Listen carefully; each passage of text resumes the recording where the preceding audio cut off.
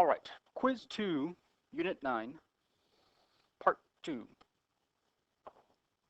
We're picking up from number 14 on Quiz 2, which is on page 67. And we're going to go ahead and go to number 20 here, which is on page 68. So here's what we have. We have, number 14, 3 square root x plus 2 being squared, which means I have to write 2 of these. And then from here, I need to FOIL. That means I need to multiply this times this. When I do that, I multiply the 3 into 3, which is going to give me 9. And I multiply the square root of x with the square root of x, which will give me the square root of x squared, because x times x is x squared.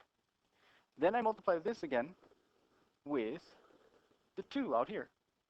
I only multiply the 2 and the 3. That's all that multiplies. Because the 2 does not have a square root, the square root of x stays alone.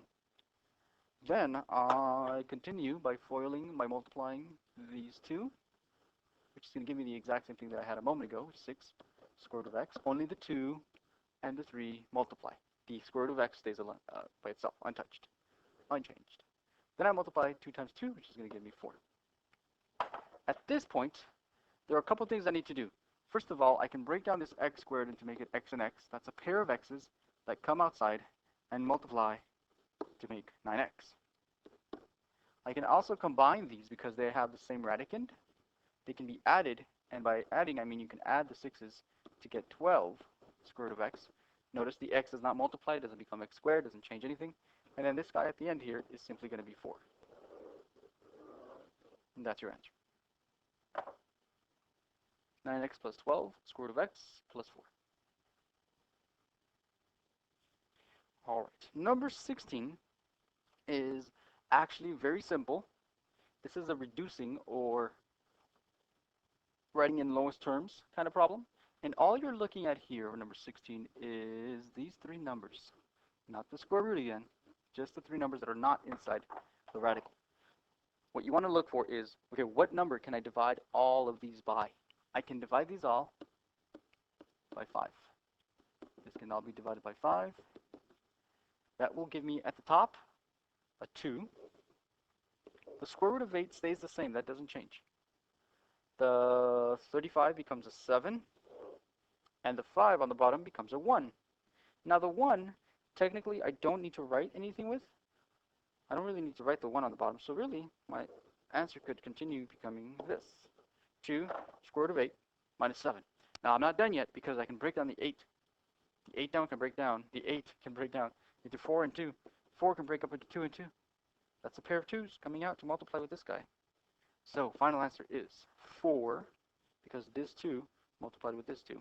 I have a leftover 2 inside the square root, and then I have a minus 7 at the tail end of it. And that's my answer. 4 square root of 2 minus 7. I can't subtract 7 from the 4 because the 7 does not have a square root. So don't combine these. That stays like that. Okay, go ahead and turn the page. Number 18. What do we have for number 18? These are the ones where you're trying to write this in exponential form. If you remember, this is currently in radical form. Radical form is when you have the square roots, or a cube root, or some kind of root. What are we going to do? We're going to keep this the way it is, p to the 5th, and you're going to make a fraction out of the power, and in the denominator of the power, you're going to use this index right there. And that's all there's to it. Just got to remember which one goes on top, which one goes on the bottom. The one outside goes on the bottom. That's all you need to remember. All right, we'll do one more, number 20. That's not number 20. This is number 20. What are we doing here? In this kind of problem, because it's a fraction, you're going to subtract the powers. So this becomes 3 to the 2/3, and then the powers get subtracted. This power is subtracted from that one, like so. When I do this, the base doesn't change. The big 3 stays the same, and all I'm subtracting is 2 minus 1, which is going to be 1/3. 3 to the 1/3 technically is my final answer, but I just need to change this from exponential back to radical form. And to change that to radical form, I keep this part of the problem, which is just 3. Then I write a radical, and I use this as my index, or as my root over here. So this is my answer. Cube root 3. Okay, so those are the last couple of even problems on quiz 2 of unit 9.